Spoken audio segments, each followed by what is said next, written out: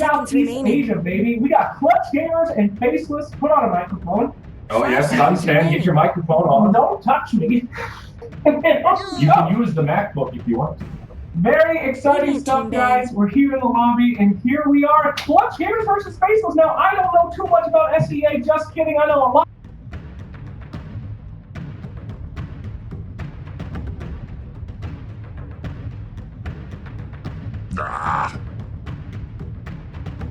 Dire I don't know what team's they're turn to talking pick. about, right, Zyron? Definitely not better than TNC. Oh. Fan. But TNC. you said that Faceless deserved the main. I did. No, I know. I was sort of.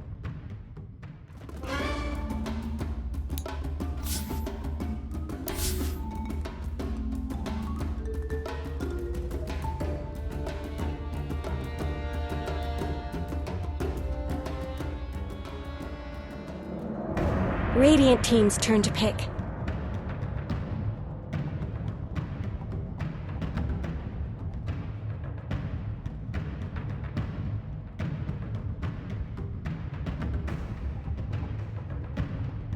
Ten seconds remaining.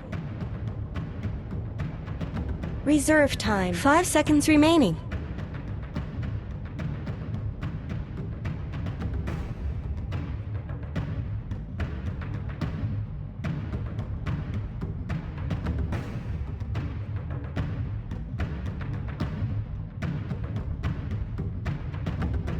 Warlock. Radiant team's turn to pick.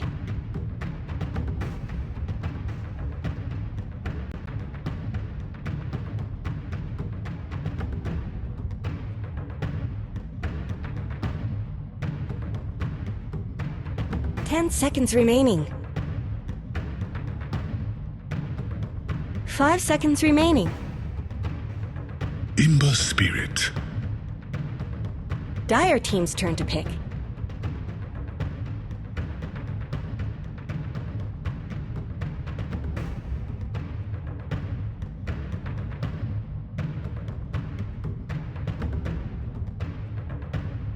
Ten seconds remaining. 5 seconds remaining. Reserve time.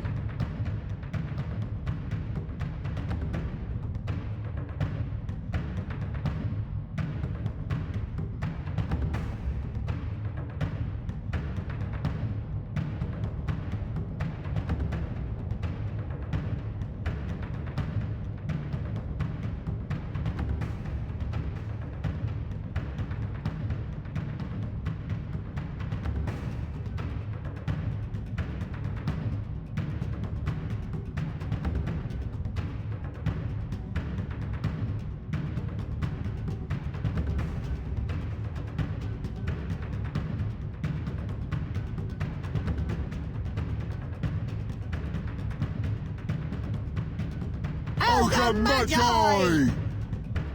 Radiant team's turn to ban.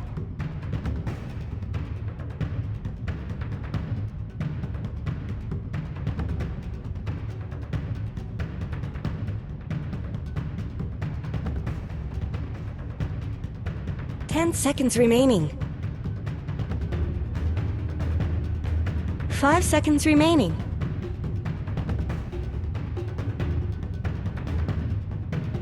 Reserve time. Dire team's turn to ban.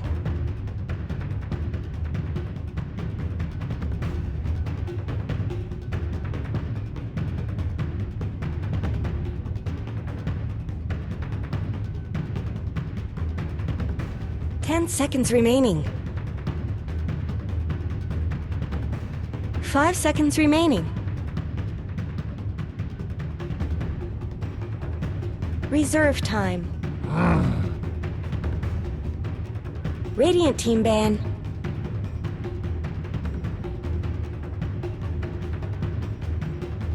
So that you can kind of be a little bit more confident in your matchup. All right, well, we're going to be heading into the next round. 10 seconds remaining. 5 seconds remaining. resurgence. I feel like, you know, ever since we saw, Dire was it team the ban. starting with ROTK at Star Ladder, or was it more a little bit before then? Like when he started taking those heroes, Radiant you think team's about turn to pick. how effectively they were able to find the team fights, or do you think that he's just always been good and compared together with one of those strong melee cores if they want to take it? Yeah, I mean, you always have that opportunity. I think right now the bans are targeting out a lot of Ice in the off lane. I mean, obviously the Nyx Assassin is 10 tried and seconds true of his, remaining. but the Magnus and Timbersaw is also something that he can wreak havoc with. 5 seconds remaining. So right now, initiation is going to be kind of the key to the game right now. Obviously with Slider and Scepter being out in Reserve phase time. 1. I mean, I still feel like Sand King could bring a lot to the table here, but it's all about those quick jumps and those blinks then. It allows the Ember Spirit to do what he wants to do, which is play the glass cannon. All right. Well, wanting to see now what their next pick is going to be. The OD band out, as well as that Nyx Assassin. Obviously, it's kind of interesting to me that they decided to ban out the Nyx, considering that Nyx Assassin often is like a great answer to Ember Spirit as a whole. Like, I'm not exactly sure what I think it's just about Ice, not what you do. By the way, in case anybody's wondering out there, this down here in the bottom right, Nuts, sponsored by Ice, and then the other one is Ice. You pointed that out to me earlier. It's not really doing us casters any favor. Yeah, it's not as bad when you actually look at it with the colors. Dire Team at team's least, turn to seeing pick. that Nuts is in blue there, but despite those blue.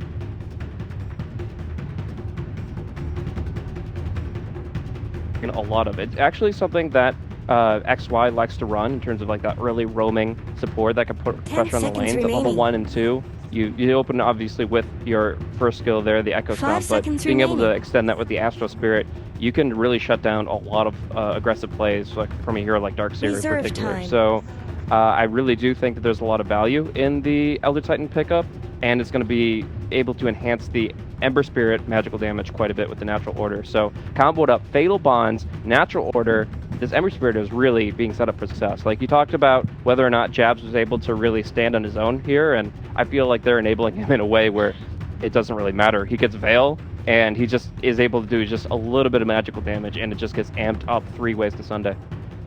Yeah, that's going to be a huge problem. And there was this nerf that came about when Elder Titan. I can't believe that he got so many nerfs after he was irrelevant for like years, basically. And then he ended up getting the change where now the Astral Spirit does only affect one side of it. But regardless, yeah, it's still going to end up being pretty effective, I would imagine. And I think that as far as this hero is concerned, can Ice run it? Or do you think that this is more along the lines of a hero that you need to be running out of the support position? Can he roam around and do a lot of work in that way? No, I definitely think it's going to be like the XY room. Silencer. I obviously Ice used to play a lot of Radiant ET. They team's turn had to actually pick. some really cool like ET Mirana combos when that hero just got an Aghanim Scepter. I remember that being very popular for them. But no, around this time period, it's much more as a roaming support type hero that is just able to kind of move around the map early, tranquil 10 win seconds lanes, remaining. mana sustain items, and just kind of be a nuisance more than anything else. But 5 Silencer seconds pickup comes remaining. out for Clutch here, so this is going to enable a lot of potential kills on the Ember Spirit, the fact that he can't get Reserve an easy time. getaway. And then, of course, the Elder Titan has a very projected cast in the Stomp, so good globals could really just set the tone for the game entirely. Yeah, this hero, again, is sort of another one of those that can be played in multiple different roles. I feel like it was CIS that really started to bring it back in that position 4 spot, Dire but team's turn to I pick. can take it wherever they want. And the Clockwork also going to get taken, so a lot of team fight here early on, and the ability to get on the back lines. This is, I guess, just going to be the Silencer Hunter? Yeah, to an extent. I mean, the Silencer's not going to have a 4-staff for a very long time if he's in the support role, 10 and the seconds Clockwork can just remaining. kind of jump on top of him, doesn't really worry about last word, because by the time that he's in 5 position seconds to remaining. be dealing damage, he's already gotten the 2 spells he needs, the hookshot, the battery assault, and hopefully Cogs as well. Reserve So time. Silencer really doesn't have a lot of counterplay, and they go with the Tinker Radiant anyway. team's turn to The ban. Tinker is not very strong against a lot of these heroes. ET can find him in the tree line. Clockwork is renowned for it, and even Ember Spirit has some potential to chains interrupt a BFT play. So obviously, 10 seconds remaining. 5 seconds remaining.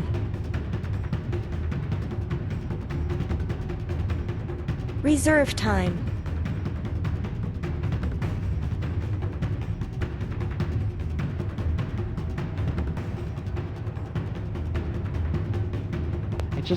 it doesn't mesh nearly as well as a lot of Dire team ban. Yeah, it's really surprising. I think that this maybe just shows their tendency to want to go for that hero. It does look like it's one of the most banned against them, but I kind of have to agree with you. I'm also wondering where it is that they're going to get their right-click damage from at the end of the day. Like, 10 seconds remaining. Silencer in the position 4 maybe helps to solve that if you can find a lot of 5 kills seconds early on, remaining. but they're going to need heavy damage dealer here. Thinking about it, like, you know, obviously the Lone Druid just now banned out. I can't believe that made it to the last Dire phase. That's team's kind of turn nuts to me. But PA, I don't know. It doesn't all sound all that great. Yeah, I mean, I think they were targeting their mid bans as much as possible so that Abing didn't get exactly what he wanted. The Shadow Fiend and the OD obviously were scarier to 10 Faceless seconds than the Tinker remaining. was. That being said, now that obviously the mid hero's off the pool, 5 he just got to seconds take out that remaining. one position and one that pushes towers. Because you look at this, there's not a lot of target damage, like you said. So if you're Reserve trying time. to actually take objectives off of successful team fights, like let's say you get a 10 great vacuum seconds combo remaining. global, you wipe them out. Yeah. What happens next when you have just like a Darkseer 5 seconds poking left. at a tower? You Don't get the nice freeze up. talent. That down the talent, there road, we go. that you get Bloodlust and you get that like level whatever 15, 20 Radiant talent, team's and turn he's able to pick. just face palm the tower down. But it really, you need a little bit more of oomph to it. So Juggernaut's going to be picked up there, played by Armel, and I think that this begins to make things work a little bit more clearly. They have a hero that they can kind of build around. The Darkseer can still get good initiations 10 up, seconds enabling remaining. the Juggernaut, and he scales really well with the attack speed boost. So it is going to be the Silencer in 5 the support seconds role, remaining. and it's going to be on him to try to stay alive as much as possible to get those big ultis out. Well, last pick now for Faceless. The hopes and dreams on the line. We've already got a lot of the big heroes. A little bit surprised still for me, at least, to see the Anti-Mage. Clockwork taken this early, but they're going to go Alright, back of for course. Anti-Mage. And, well, I don't think that they would have it any other way. It's great to see it.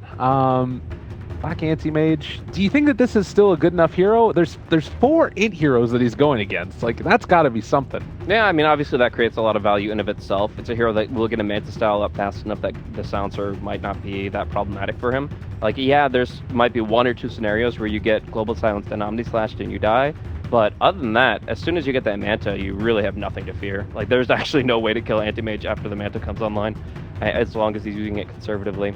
But the key aspect of this, I would say, is that there are 4 heroes that can fight by themselves. And Black can just farm, he can push, he can do anti-mage things, and we can have the other 4 heroes being very involved. Ember Spirit is not the, like, arm, sit 10 back, seconds and wait remaining. for mid to late game hero like he used to be. He's a hero that comes online very early, level 5 10, level seconds 15. remaining. This hero starts getting very involved, very aggressive, and if you have those 4 heroes,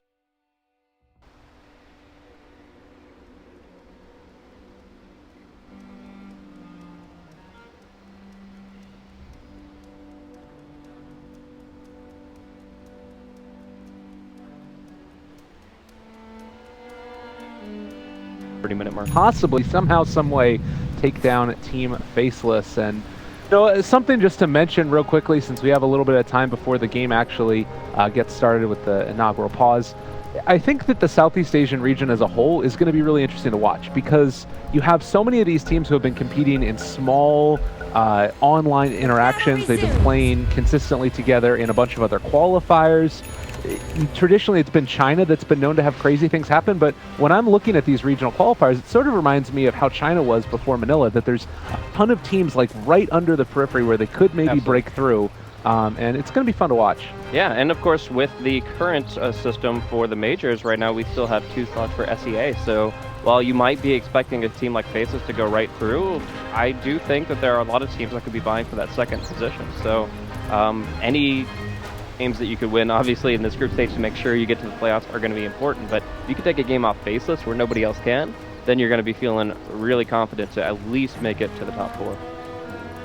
Early wards placed out now across the map. You can see one over here on the hill, as well as one over on the other side of the hill. Not sure if that one was scouted. Ogre did end up getting 30 his seconds smoke to broken battle. on the Ember Spirit, but it looks like it's just going to be a trade of the bounty runes for now, and probably no D-wards. Maybe this one up in the top side gets D-warded, as the Clockwork got his smoke broken as well on the ET, or rather on the Silencer. Yeah, I think that's a pretty easy D-ward for them, but the thing is that they're still not going to have the pole camp available because they're unlikely to be D-warding the Eastern Sentry. So they might get the Obs, but if they don't get the Sentry as well, they're still not going to be able to really control the Creequilibrium. And Clockwork, Let's get as we've moving. seen many, many times in the past, can always pull the lane back with the power toss. And if you don't have pulls, and you only get maybe 1 or 2 spawns from the hard camp, it's actually going to be the Clockwork that gets a lot of free experience in a very fast level 6.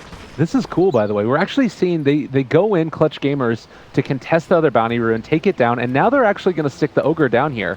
I was expecting him to go mid, but feeling like I guess the Tinker is going to have a good enough matchup against the Ember Spirit. Do you have to be worried about Ember just sort of diving you early as a Tinker and pressuring the lane out and killing you with a Flame Guard and a Chains? I mean, if you're playing at low health, you definitely have to worry about it. If you buy up like a salve and get a fast enough bottle, then you really don't. But there are certainly situations where we have seen those kind of solo first bloods or just early kills. The one thing you've got to look at though is this matchup here, and just the Ogre and the Darkseer and what they can accomplish against this Warlock. They do have the Ignite skilled up, the Orb of Venom, so you can stay on this hero for a long time and do a lot of continuous damage with the Ion Shell. But in order to out-damage just a self-cast Shadow Word, you're probably going to need 2 Ion Shells up and have the Darkseer at level 3. So I'm curious where Darkseer gets that early experience, how fast he's going to get to his key odd levels of 3, 5, and 7, and then enable them to actually get a kill, because otherwise the damage just feels a little bit too slow. And in the neutral game, Anti-Mage is able to just win out because of that mana break and the mana dependency of both Ogre and Darkseer early. All right. We'll have to keep our eyes on that. Of course, going up 2 melee heroes against the Anti-Mage isn't the greatest in the world, but I think that it's also, isn't it a pretty tough matchup just for the Darkseer in general to deal with him if he was solo? Is this more a response to how, like, you're just going to be able to farm as an Anti-Mage, right? Yeah, I think that that's going to be true, but at the same time, you have to realize that Darkseer is a hero that can always surge away. He doesn't really feel threatened. I mean, you rotate the ET and the Warlock in, and unless XY is just, like, ungodly with his stomps, it's still going to be the Darkseer that can kind of slip out of anything. So if you leave it in a 1v3 situation, you're always going to get experience in Darkseer. You should be able to get some gold here and there. If you commit to this 2v3...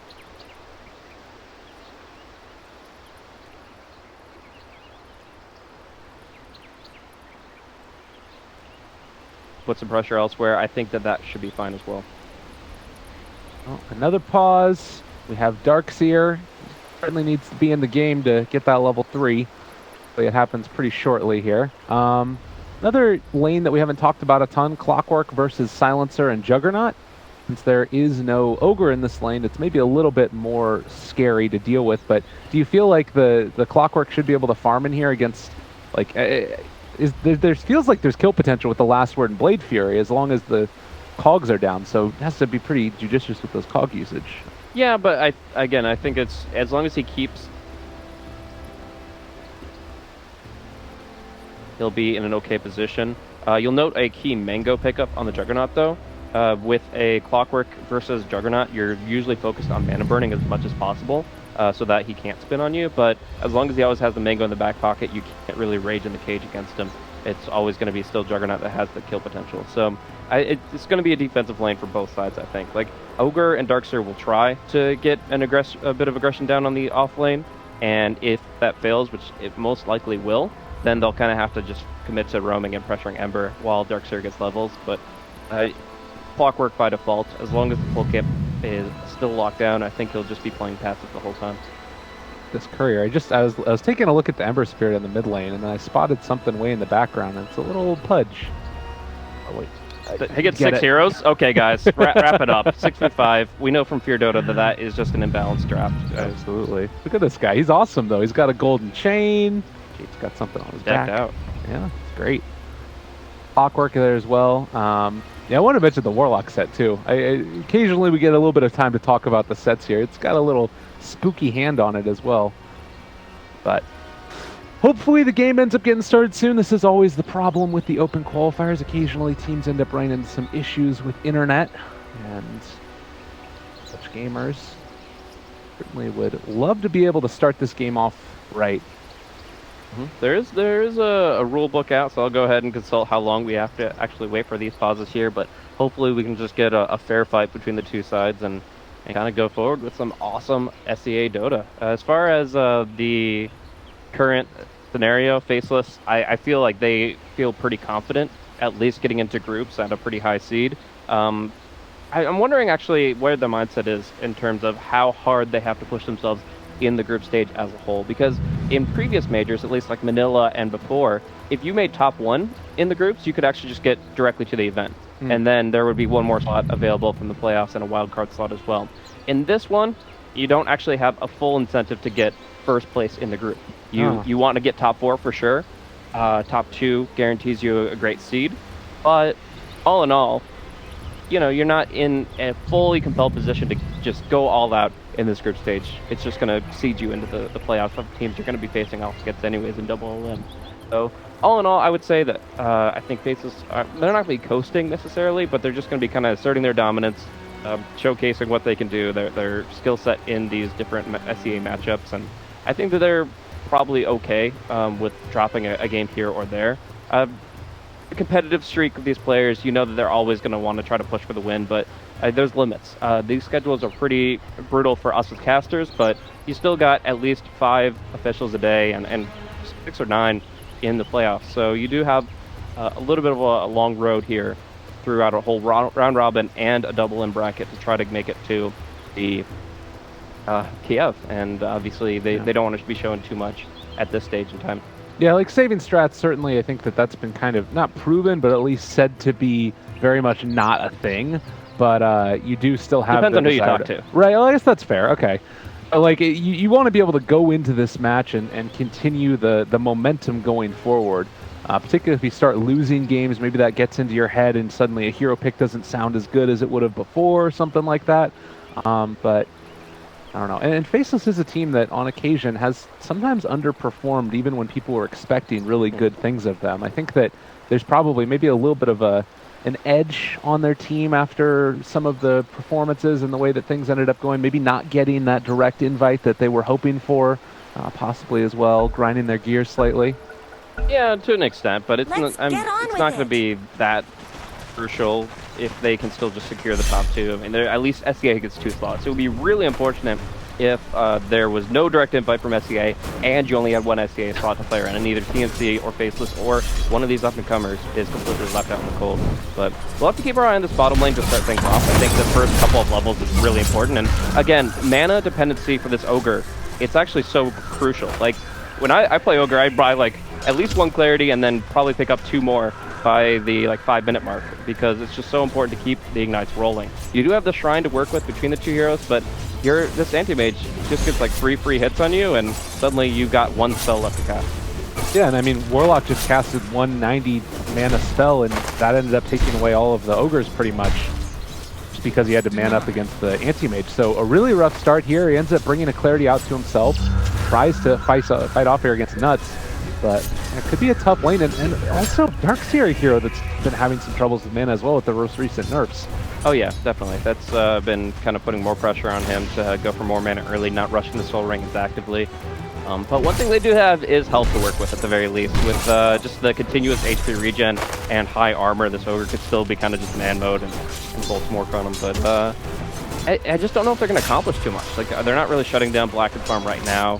Darkseer, again, is going to be pretty hungry for mana as this lane matchup progresses, and maybe it's just better suited for the Ogre to go elsewhere. I mean, I know once Ember Spirit's Flame Guard is at level 2, the Ogre's not able to do too much in that capacity either, but I feel like it's better to try and offset the Ember than to try to stop Black from getting the CS that he deserves. Well, and, you know, even though this is pushing under now and we're sort of racked to about even, Darkseer is 10 CS. You take a look, Anti-Mage has been able to get his. But across the board, it's sort of feeling like it's okay for them right now. Juggernaut doing significantly better, at least at this point, than the Clockwork. Those 6 denies are mostly cogs, if I'm not mistaken. So by and large, things going okay. Is there a point where this turns in the bottom lane? Like, they've already had to use the Shrine. How detrimental is that? Well, I mean, obviously that's their main tool for sustain. You already see Boom back making his rotation towards mid. Going to try to go for an opening here, and actually Jazz is caught out quite a bit. Still has Flame Guard and Fairy Fire though, so it's going to be a big dive. No Fairy Fire at all, and he will survive. Or quite the opposite. It's just like there's like 2 auto attacks I think they would need if the Fairy Fire came out, and that would be hard to like dive for. And you could have the ET come in with the Echo Stomp and turn that around, but just underestimate the laser damage there. It's going to be right now, only skills from Tinker is the 2 in laser. You have kind of 2 variations. You either have he can pursue March now and go for a lot more active farming, or more commonly in SEA we've been seeing the full nuke build, the 4-4-0-1. and so that would allow him to just burst people down. So in that case, 2 laser, 160 pure damage, underrated by Jabs, and that's going to be the first blood on the board. Yeah, rough start, definitely. And Jabs, you know, he's going to be able to come back into this one, but still only holding on to that Fairy Fire as well as the Poor Man's Shield, whereas for Tinker, you've got the Self the Bottle. Jabs does get it, but the Courier actually was brought out to black over on the side lanes, and because of that, it's going to be a little while before it's here. Maybe Tinker could even do a little bit more aggression if he wanted to, although he did end up using his Shrine already. So Black is getting suppressed a little bit under the tower, but he's got his Spell Shield, his Headdress online, and Nuts has plenty of potential with the Shadow Word and Clarity to keep him sustained. So all in all, now you're going to start to see that lane turn, and eventually the Darkseer might just choose that he's going to be more efficient in the jungle, and that's all. Well, 4-minute mark, we end up seeing a couple bounty runes taken. XY was able to steal one away from the Ogre Magi, and he is going to be coming back towards the side here. With the Invis rune, is there some potential here for a kill onto Nuts, or is that sort of still a little bit of a pipe dream? It's definitely theoretically possible, but in the end, the Shadow Word just heals so much for a second. I think they still should try for it. They'll get a lot of good damage in. They're doing the Invis Iron Shell play right now, and it took Nuts a few seconds to notice it, that his health was ticking down. But all the same, it seems like it's just going to be harassment and poking and forcing the Warlock to play a little more passively. By Solo up in the top side, he is going to be having a chase down by the Clockwork on top of him, but you do have a spin available in a second if he wants to pop the Mango. He's just keeping out, I think. Like, he's in such an awkward position now. Like, you have a full creep wave on you. You can't do too much as Clockwork, but Ice is known for those unique plays and getting very aggressive, especially when he's Timbersaw. You get, like, that max passive, and you just go behind the tower immediately.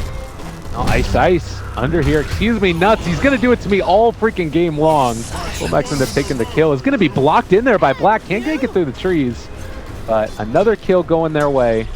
And Clutch Gamers off to a pretty decent start here, if I do say so myself. Yeah, not bad at all. I think a couple of times Faceless underestimated their opposition, either with the laser damage coming out on the Ember, or just there. The Warlock was kind of trying to bait the Ogre further under tower, could have healed himself sooner, and as a result, he just gets gunned down. So pretty problematic to be down 2 kills at this stage as the Tinker continues to build momentum. He's got Soul Ring, Bottle, and we'll just be working towards VODs at this point. Now, not to try and get too far ahead of ourselves, but I will say Clutch Gamers is one of those teams that I think a lot of people who've been following the Southeast Asian scene have been saying have the potential to really make a run at Faceless here. And they've already gotten off to a really hot start. If you're Faceless at this point, do you need to start sort of hitting any panic buttons at all, or do you sort of go in there with an XY, I guess, maybe try and find a kill? I mean, I still think the mid to late game is really strong for Faceless. There are some situations where you could still see Clutch Gamers pulling out a later stage win, but for the most part, I would say the draft is extremely favorite Faceless as the game goes on. Really sketchy setup right here. Now they are going to end up pulling out the March from the Machines, and Ice might be in a little bit of trouble with the March going through. They are going to be able to find that kill. They end up losing Fly Solo before it happens, and it's like the Ogre is going to be able to walk away as well. Very awkward moment there for XY, and it doesn't look like he's going to be punished for going in there and diving deep. Yeah, but still, it's not the kind of rotation you want where your Clockwork makes a move and he is the one that kind of suffers for it. At least they get a kill on the board and also get to put a lot of pressure on Hannah on bottom, but yeah, in general, it's not. None of these are clear victories for Faceless. It's a big deal. So I think they're just kind of have to play the clock a little bit, and not Clockwork, but like the time factor in this game, where you're able to extend your potential in the mid to late game with this anti-mage who is in fact going for Helmet Dominator. Sometimes you see that headdress, you think maybe a Vlad could come online in terms of just keeping your hero sustained and making him truly unkillable, but he finds his HP regen to be better suited for this kind of more high tempo item. It's a very cost effective and it does have a lot of potential value. Well, mid lane, Ice misses a hook shot there, and he went for this early Urn build. I'm assuming, you know, you can correct me if I'm wrong, but this is mainly aimed toward trying to get like very active early on and sort of snowball off of kills. Is this a problem if he's not finding those kills and building up Urn charges? I mean, the Urn charges are very important here, no doubt about that, but I also think it's just a good item in terms of the passive stats that it will offer, and actually might just find a free kill onto the Tinker here. Very big pickup. Armel caught out, and that's such a great pickup for Ice. Nicely done. I mean, he ends up getting the bounty rune, but loses his life for it, so a great pickup, like you said, getting those Urn charges. And now maybe can make something else happen around the map, because he didn't even have to use hookshot for that. So he'll have it back up again in 20 seconds. Yeah, I think the biggest thing is just getting as much health early on in Clockwork. He used to have like the Bulba build that involved treads and bracers and Magic Wand, but in this case you can kind of move towards more proactive items after this Urn of Shadows. Oh, Nuts up here in bottom lane is going to end up getting ran down. Hana as well as Boombox able to find him. And you just can't play it up that far as a Warlock. It's really awkward for him. There are stuns available, so TP is really an option at this point either. It's just you have to play pretty much under tower and have a TP ready on the Elder Titan if you're going to be able to deal with this lane. I feel like, was it always that you ended up going for Tinker 3 points and Laser? I felt like you kind of tended to keep it at the 2. Am I wrong in that, or is it just because of the Anti-Mage and the Ember that he's going this build? I mean, 2 is good for just like getting the free creep kill, and also puts out a moderate amount of damage for combat. So if you're just focusing on farm entirely, yeah, I think that you don't really need to focus as hard on Laser, but yeah, there is the Flame Guard, there's the Spell Shield you have to worry about. A Laser's just a little bit more pure burst damage, so I definitely think it's going to be a viable skill to max second. We ended up seeing another missed hook shot there. Maybe a little bit of nerves, or just not quite on the perfect time to be able to find a kill, but still they haven't really addressed the problem of this Anti-Mage. He's been getting pretty good farm. Is it something to be concerned about at all for them, or do you think that they've been able to get enough out of the other heroes on the map that they're not too worried about what Black's doing? Yeah, I feel like they still have to take objectives. So the big thing is Juggernaut hasn't really pushed this top tier 1. It's been either the Elder Titan or the Clockwork to make it so that stays safe and sound. And as a result, like, I feel like they always have to feel pressured this game to start at least taking some of the map. The more towers you take, the more space Tinker has to play around the creep waves, EOT blinking, and just marching and keeping the lanes pushed out. And then, of course, that also opens up different things like early Roshan for Juggernaut and just even more towers and more momentum. I do think that they have to rely on this Juggernaut kind of ending the game around that time where he gets level 18 and he's at his strongest. Well, we do have the Global Silence now online with that Tome of Knowledge picked up, so Silencer ready to become a bigger part of these fights. In your eyes, do you want to try and roam in and like get a kill early on? Do you take that down to the bottom and try and take down Black, or do you think it's maybe a little bit more important to try and shut down the Ember a little bit? I mean, either one that feels vulnerable is going to be a good pickup. They're going to be smoking here, and I think they just go for the higher percentage play. Both Ember and Anti-Mage are pretty much evenly key pickups, so whichever one they actually feel is a viable kill, and they're going to go for it. And it looks like it's going to be the attempt to go for the Global and Omni Slash on the Anti-Mage on bottom lane, and they got the lane in a perfect position for it. I mean, Black is super ready for this, though. Way behind the tower. He does have a TP scroll to get out of here, and it doesn't look like he... Black, he wants to farm. He wants to farm real bad. He hits one creep and now realizes this could be a problem, but he's going to be able to blink out of there and TP's away. So, all right, heads up play from Black to get himself out of there. Yeah, it's a really good read by him. And, I mean, killing a full HP Anti-Mage really requires everything that you have available. You have to commit 2 ultimates and probably at least 3, if not 4 or 5 heroes in order to guarantee that kill. And even then you see just good positioning, good map sense, and he gets to slip right out of there and start pushing top. Like, now that he realizes there's nobody to start protecting the top lane, Ogre will come and try to do something, but what can you really do? At least now we do see Clutch Gamers picking up the first tier 1 tower of the game, and again, that's very important for them. All right.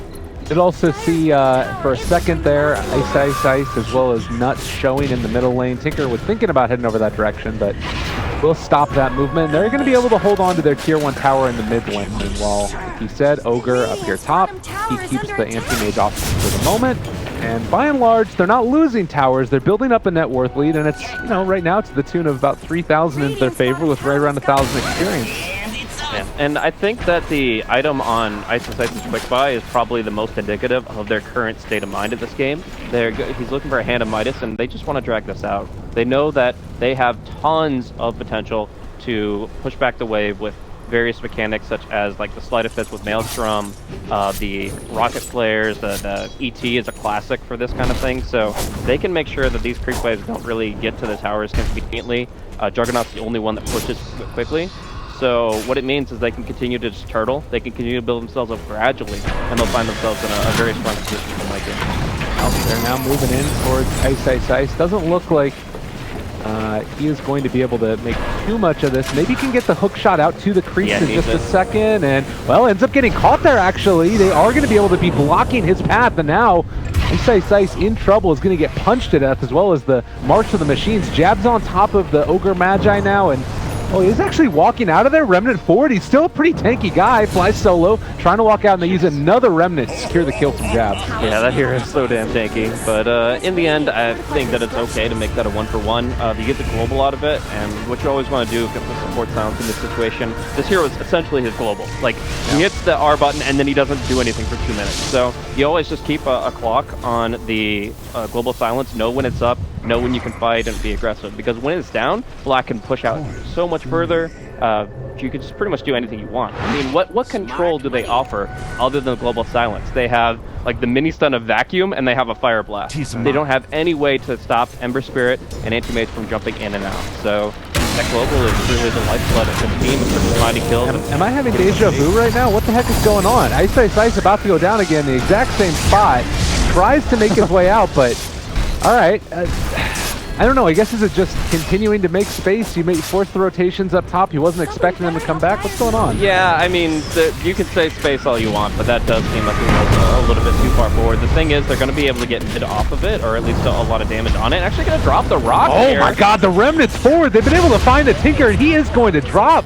So 2 down for Jabs, and they will take that tower. And actually still have the Purge creep on the Darkseer, so he can't surge out here. This actually might be a kill again. They're going to be seeing the Echo Stomp try to head him off. Purge creep does not get the... Oh, he's out of mana. Oh. It just happened a little bit too early. Like, it actually happened at almost the same time. The Purge came out on the Darkseer, but the Surge had come out just thereafter. So what that means is, of course, Hannah will be able to slip away. But at the same time, you get that tier 1 in middle, you get the kill on the Tinker, and space is indeed created by Daryl.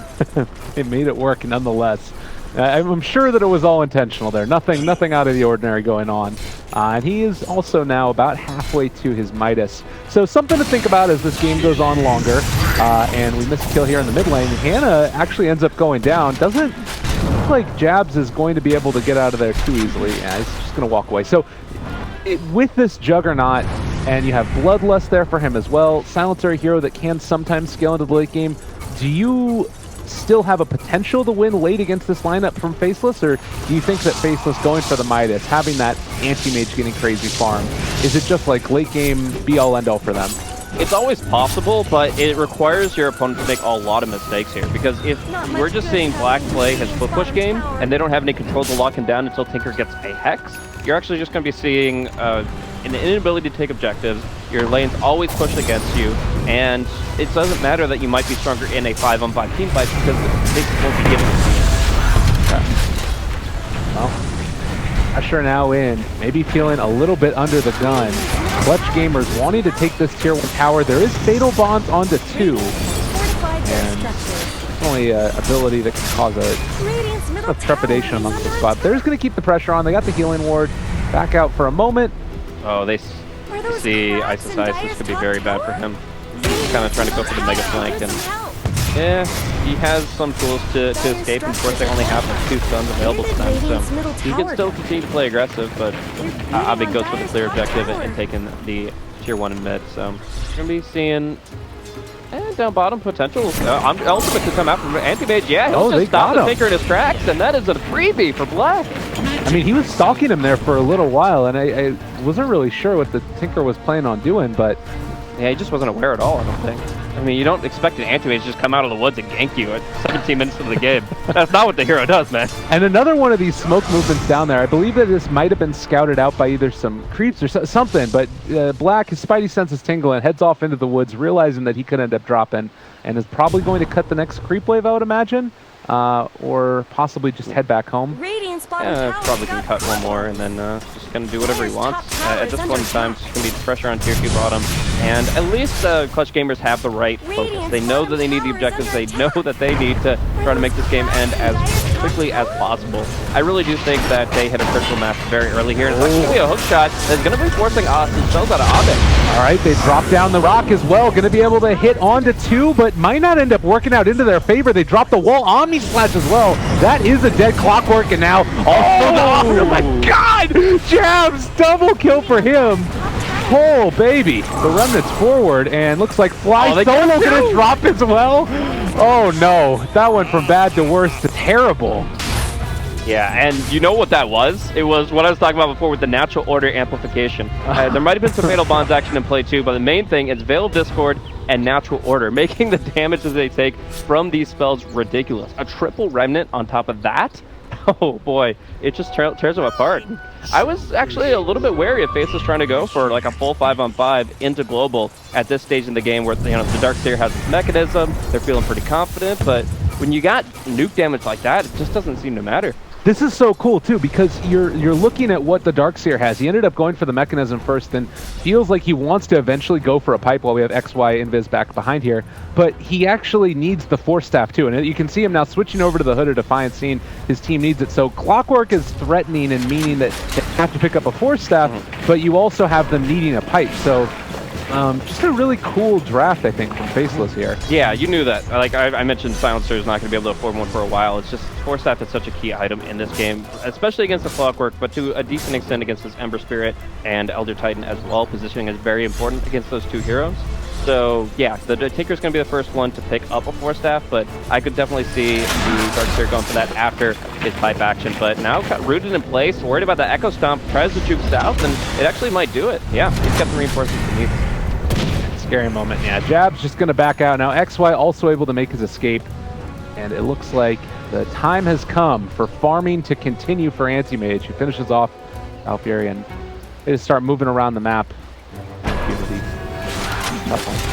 All the ultimates are coming up for Clutch Gamers though, so great time for a smoke here on the eastern side, and they will try to kind of sync up here. We do see the Juggernaut moving in from the mid lane. Will he be able to get the Omni Slash on a good target? DD Rune 2, a lot of potential damage, but they need to find the opening. Again, they do not have much control right now, and they pretty much have to make their initiations count and nuke somebody within like 3 seconds span. It looks like it's going to be a Nuts that's on the chopping block here, as they just need to get the jump forward, and they can't close the distance. Oh man, he fogged them there as well, and now two are caught. They hook shot in onto them as well. They have the upheaval already down, slowed up, double Remnant forward, trying to take him. They find that kill, and he threw the second Remnant back. So traveled to the two, killed it off there. Now they jump forward. Chain's gonna connect on the Silencer. He's gone. This is so awkward, man. Like, they want these kills so bad, but it has to be such a formulaic approach from Clutch Gamers. They have to have all three variables in place. They have to have the element of surprise. They have to have all the ultimates available and used perfectly. Like, they just need so much to get these kills, and I think that's probably the most important factor in this game, is simply to do less than Faceless. They have to do at least a 3v1 to kill off any of these cores, other than Ice, who's just having a good game overall. And yeah, it just comes down to the fact that Faceless have picked up a really slippery lineup that's really difficult to punish. My goodness. Well, very impressive display so far from Faceless. I don't think anybody in the world is surprised by that. Granted, it is still, you know, not necessarily a huge win. It was a 4,000 lead for Clutch Gamers before. Now it's a 4,000 lead for Faceless. Although, but in the context of this game, that's, right, exactly. that's huge. Like, that's almost that's halfway to victory right there, just in the context of this game, because you already have better farming tools with Black having his Battle Fury up and rapidly approaching his Manta style.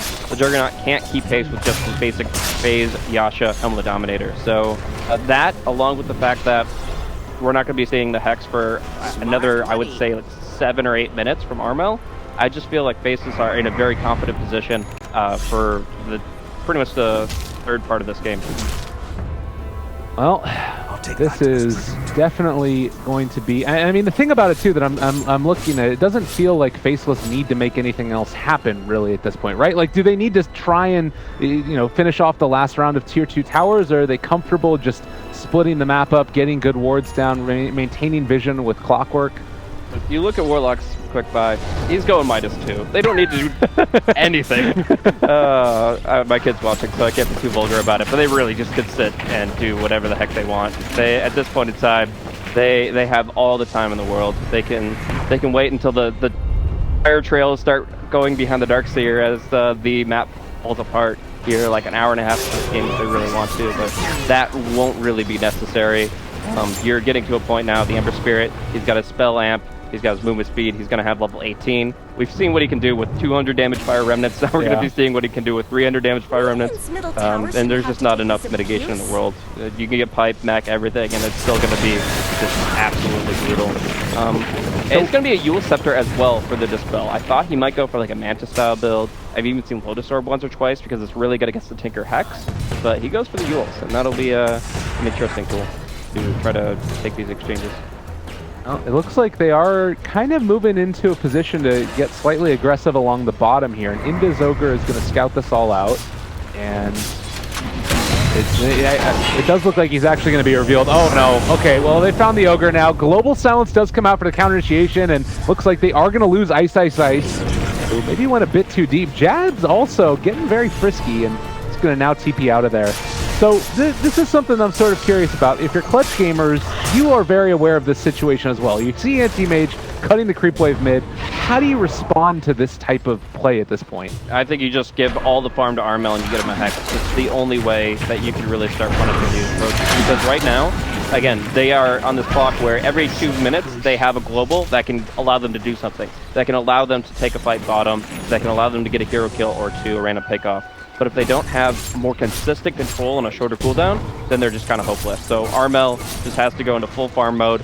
Yeah, there might be overextended heroes like the Anti-Mage going and cutting the creep waves, but you just have to focus on just getting the Hex, because otherwise, like, it may look like they're out of position, but they're actually just fine. So, like you said, Yule Scepter soon to be up now for Jabs. Again, it's sort of a... I don't know, what do you think is the main impetus behind him going for that? Is there anything in particular, or a reason why it's better in this game over others, or just... Yeah, I mean, no matter what, it's got to be a Dispel, right? So yeah. Your Manta, your Lotus, or your Yules are all quite applicable. I do think it gives you the extra TP cancel. Like, you get certain chains out, and the Tinker tries to slip away still, you might still be able to pursue him with Remnants and get the Yules on him. So that could be pretty solid. In general, they've been enjoying a lot of purge mechanics with the little Satyr Trickster running around. So I think it's just overall solid, and it'll allow him to keep his mana pool up constantly. All right, well, Tier 1 tower starting to drop now. Everybody from the side of Clutch Gamers not really willing to take this fight, and continuing to spam out these rockets. Ice Ice Ice is causing trouble. Gotta hurt, and he's actually going back himself for a Hood. Interesting. Okay, I didn't expect that one, to be honest with you. The Hood on Ice Ice Ice. It's a good item when he plays Timbersaw, but in this game, I expected to maybe even go for like an Agnes Thunder and keep those shots rolling. But Hood here is perfectly fine. Still going to be able to give him a lot. End of the day, we are going to be seeing some medallion action on Roshan. They're going to try to take that as quickly as they can. The beauty of this is they get to bait a fight with the global and try to force like a 5v5 that they're actually ready for. They could absolutely tear Faceless apart if they try to contest the first one. Well, Jabs is in the area. They're going to start spamming out the March. Chains as well down. Have the Ogre in there. They drop the rock. It's a little bit scary at this point. The Remnant 4 trying to get it. Aegis is still on the ground. They haven't taken it. So much damage onto Faceless's team, and they do end up snatching it with Ice Ice Ice. But it might come at a big old cost as they're starting to run them down. Everybody runs into the Cogs, but will still get pushed back by the Cogs. That's going to be 3 dead. They lose the Aegis, but they win the fight handedly. That was not a fight they needed to take, quite obviously. In this position, you usually look to extend the play and just say, okay, well, you have Aegis, but what are you going to do with it? You're not a ranged hero beating at the barracks from low ground. You're a Juggernaut. You have to commit. Maybe like you just force staff him or stomp him or do whatever you want that'll set up a kill. Like, I don't think Aegis on Juggernaut is the game breaker here, and committing like that, they actually lose more than they gain by far. So yeah, you feel a little bit compelled to go for a Roche fight because you have heroes like Elder Titan and Warlock. Amel, Black's on top of him. Jukes, Jukes on Jukes. All right, he's out. But yeah, you have Elder Titan, you have Warlock, you feel like, oh, we can always fight in the Rush Pit, but there's a limit to what you can do. The geometry changed a lot when Rush Pit moved, so that Elder Titan isn't nearly as strong in trying to contest the pit as he used to be. And then you have to deal with mech, type, global, a lot of factors. So in the end, it could have gone potentially very well, but obviously it was a high-risk environment that ends up giving Clutch that first win in a while. Along with that, now you're going to have your Hex on Tinker extremely soon, but you'll have to note what's in Black's quick buy if you want to see how they're going to respond to that. Oh my goodness. It's a beautiful thing. I think a lot of anti-mages sort of rejoiced and the rest of the world cringed as We saw and read the patch notes of that item. I feel like it's just... People have been saying it's pretty much exclusively better than Lincoln's, with the exception of weird things like Sunder. But do you think that like this changes the complexion of the game so much so that Clutch gamers are kind of going to be in a no man's land once he picks it up? Well, I don't know. I'm curious how it will reshape things, because obviously it does have a pretty high impact of how they want to try to initiate on him. They only have a certain amount of single target abilities they can use pop that, but I think it'll definitely help Black continue to do what he's already been doing. But I think the idea here is that Armel just tries to staff him first, and then trying to go from there. It's gonna change up the way that Armel has to play, but I don't think it's like any more game breaking than the anti-mage pick was originally. Okay, fair enough. Is now taken, and the movement in from the side of Faceless, pump faking the ulti, but doesn't decide to go for it. He is ready to go aggressive here, and Vision pretty heavily into the favor of Team Clutch Gamers. That ward there on the high ground, so it's like Faceless again, maybe pressuring. Do you feel like they have to do this at this point? No, they don't have to, but they just feel like there's a nice opportunity to do so. The Black is the least punishable hero of these 5. Just throwing him up there and having 4 heroes base behind him, very effective. X is done. Need to be careful about this. 4 staff away, hook shot off the mark. They're on top of him, trying to slow. There's the diffusal blade. If they can get into range, but they weren't there with the Hex, and instead they're going to use it over here on the Clockwork. So controlled for the moment. They do have the Warlock ulti though. It connects onto 2. So much damage. They're going to be coming out with it, but that is already the Omni Slash down, and actually it's going to be the anti-mage Omni Slashing the Silencer. Aghanims, please. And it looks like Silencer is going to end up dropping. Oh man, that's about the best value you can get out of that one, I think. Yeah, it's so hard to play around, and so it's still such a new item for a lot of players. They have probably played only against maybe a handful of these anti-mage Aghanim, so you kind of have to rethink about the fact that he kind of passively has Lincoln's and the Echo Shell. Yeah, the Echo Shell Lotus Orb. Like, it's such an awkward mechanic to try to play around if you haven't frequently. So especially like a Juggernaut player is not going to be thinking about that nearly as often. Well, a rough one indeed. The missile spam is going to be there, but it's really not going to be able to do all that much. And they're still not willing to go for the jump forward there to try and find the kill. And the Basher now online as well for Anti-Mage. Black is just so happy this game, I'm sure. Yeah, the game just continues to get harder for Clutch gamers.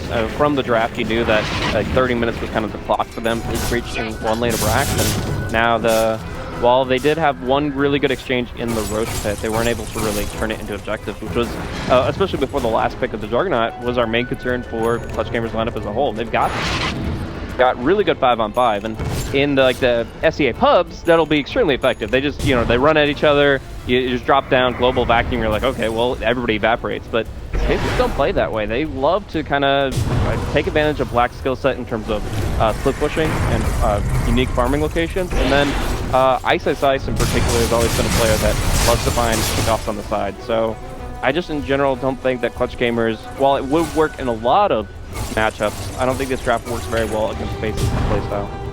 No. Well, and do you think that there would have been, could they have taken a different hero in Anti-Mage's case? Because this to me feels like the best possible hero for that draft. Had they banned out an Anti-Mage instead, do you think that, it would have been a Morphlane instead, or, just one of those other split pushing type of heroes? Yeah, I think that split push would still be the main answer here. Again, you're only up against a Fire Blast and a Vacuum in terms of stun cancels, so I do feel like there are still plenty of heroes that can kind of be very evasive. Flark was still in the pool, I believe, as Weaver, well as Morphlane. probably. So Weaver, all these heroes that are very slippery, very hard to pin down. So I really don't, I feel like it's more of a problem with Clutch Gamers draft instead of just the pure anti-mage pick in itself. Okay. Well, we still have a global. There's hope possibly left if they can somehow string it all together. But now with Clockwork there in the pipe, you've got all of the massive amount of AoE damage that Ember Spirit's going to be throwing out almost at the Octarine core. It's feeling like it's going to need the perfect team fight and then some from Clutch Gamers to hold this next push for high ground. And I don't know. They might not even wait. Oh, they're going to defend the tier 2. Yeah, they need an element of surprise. But they can't break on black. Like, that's just not going to work. They need to hit the backline. They need to jump the Warlock. If there's any hope of taking a fight, it means there's no Reign of Chaos. Like, if the Warlock is able to get his ulti out, then the fight just pretty much writes itself. But they're not looking at the backline. They keep on looking at this anti-mage who has 2,500 HP and spell reflect. He jumps away. Fine and dandy. Jabs Kex on the way back out, and well, they triple remnant forward, so he does not have any more remnants, but Jabs is so quick. Haste rune doesn't even matter.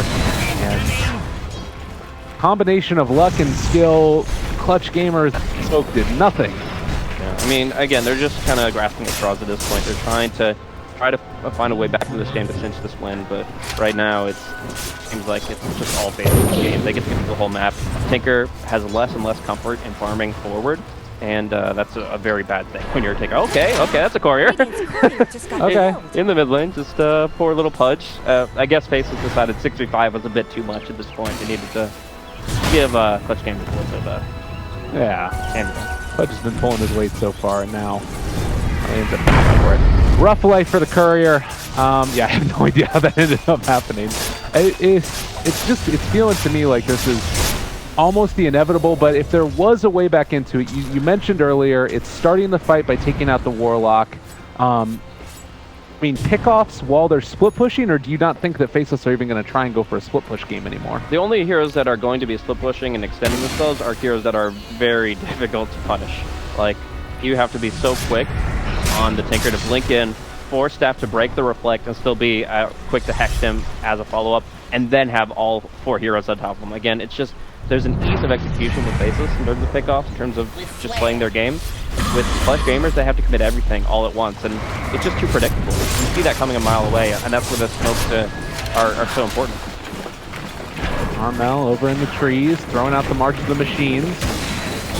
Again, holding on for dear life at this point. It is going to be a long Roche respawn time, which is at least something maybe going into the favor of Clutch Gamers. Does it become any easier if you manage to try and just stall this out forever and ever and ever? If you're Clutch Gamers, is there a way back into it by virtue of farming like 30 minutes from now? I mean, there's a philosophy in Dota where the longer the game goes on, the more opportunities you present for your opponent to make mistakes. So there are some teams that favor just going as long as possible, 1 hour, 2 hour, whatever, just because eventually the game devolves into something else. It's not Dota 2 anymore. It's just like this weird amalgamation of who has buybacks, where the lane equilibrium is, and who's smoking.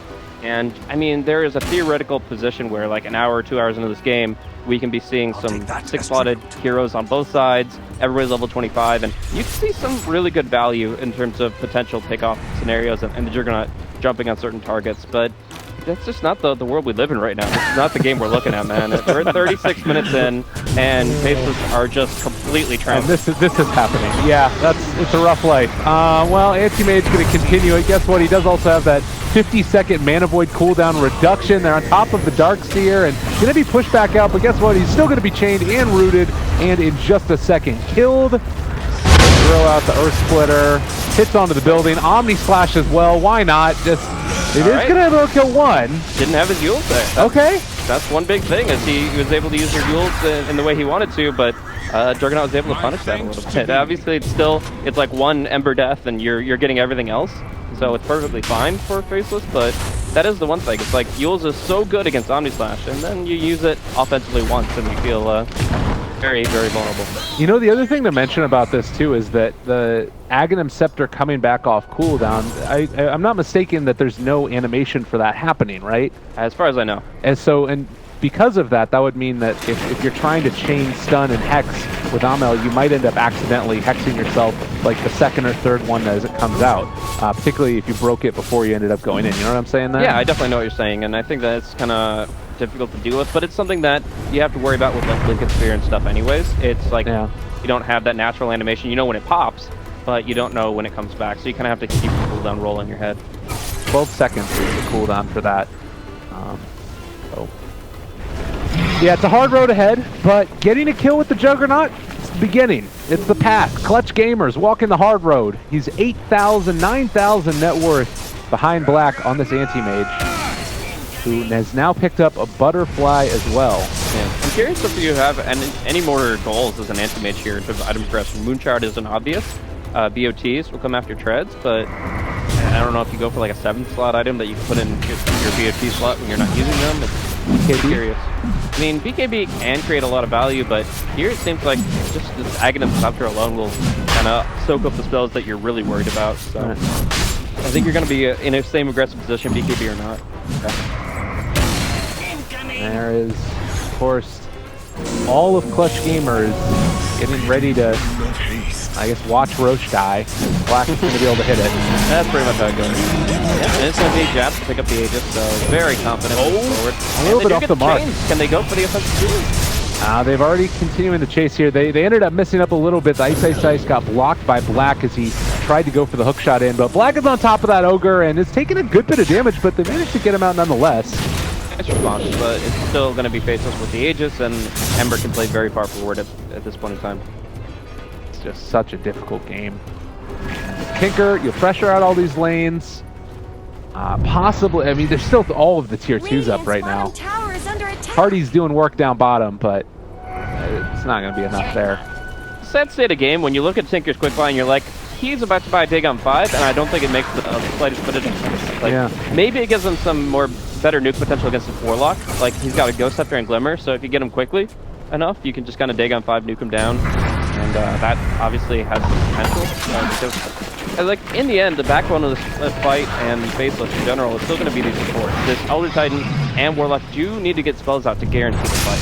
Okay. And if you can, punish the backline, then more power to you. The problem is vision, the problem is mobility. It just doesn't seem like they're able to get into a spot where they can actually get the focus. Alright, well, Aghanim's broken there for the moment. He ends up being Glimmer caped. You mentioned it's all of this net worth that's piled up on top of the Anti-Mage, and they can somehow manage to save him for last. Hiding an Anti-Mage is certainly not easy. Possibly there's a way back into it, but that's what they have to do. And Faceless in a pretty good position so that doesn't happen. They again break the Aghanim Scepter. They're out the last word. They're on top of him. Sheepstick there as well. Echo Saber. Excuse me, not Echo Saber. Lotus Orb to take it off. He's going to be hexed again, and that throws it back now as well. Like, how do you actually address this? They're not even using the Aegis here to push. They're just using Black because he's the one that can soak it all up. I mean, he is the sponge of this team, and they have really no choice but to keep on throwing spells at him on the front line because, again, they just can't really penetrate the back line. They have to save their 4 steps for either breaking a Aghanim or by dodging out of Clockwork, and as a result, they just can't get where they want to be. It's just awful right now. Like, the Lotus Orb constantly thrown onto them. They have all this single target disable to try to deal with it, but this is extremely disheartening if you are a Clutch Gamers fan out there. Yeah, I mean, all your spells just wielded against you. Rubik, eat your heart out. Hannah and Ice going for some offensive or step plays. They both see each other, and they both actually attempt to throw each other to the other side of the cliff, but doesn't really mean much of anything. Still continuous poke, continuous pressure. And it's actually Jab's still playing very far back. Like, he's got the Aegis, and he's like, yeah, let's pretend I don't. Just in case that it gets them into an awkward situation. But in the end, they get what they want, tier 3s, and they continue to just farm and control the map.